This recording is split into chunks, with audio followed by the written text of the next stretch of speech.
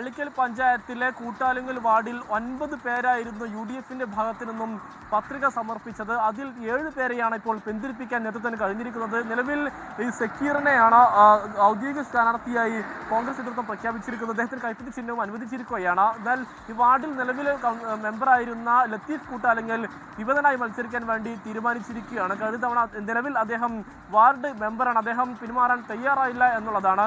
ഇദ്ദേഹവും ഈ സക്കീറും തമ്മിലാണ് ഈ സീറ്റുമായി ബന്ധപ്പെട്ട് കാര്യമായ തർക്കമുണ്ടായിരുന്നത്. ഇതോടുകൂടി ഇന്ന് നേതൃത്വം വളരെ വിശദമായ ചർച്ചയ്ക്കൊടുവിലാണ് ഈ സക്കീറിനെ തീരുമാനിക്കുന്ന ഒരു സാഹചര്യമുണ്ട്. എന്നാൽ ഒരു തരത്തിലും പിന്മാറാൻ ലത്തീഫ് തയ്യാറല്ല. ഇതോടുകൂടിയാണ് ലത്തീഫ് വിമതനായി മാറുന്ന ഒരു സംഭവം ഉണ്ടായിരിക്കുന്നത്. അദ്ദേഹം വലിയ ജനകീയനായ നേതാവ് മത്സരം കടുക്കുമെന്ന കാര്യത്തിൽ ഒരു തർക്കവുമില്ല. മാത്രമല്ല പള്ളിക്കൽ പഞ്ചായത്തിൽ വൈസ് പ്രസിഡന്റ് സ്ഥാനം അത് കോൺഗ്രസിനുള്ളതാണ്. നിലവിൽ ഈ വാർഡിൽ നിന്ന് മത്സരിക്കുന്നയാൾ വൈസ് പ്രസിഡന്റ് ആവാനുള്ള സാധ്യതയുമുണ്ട്.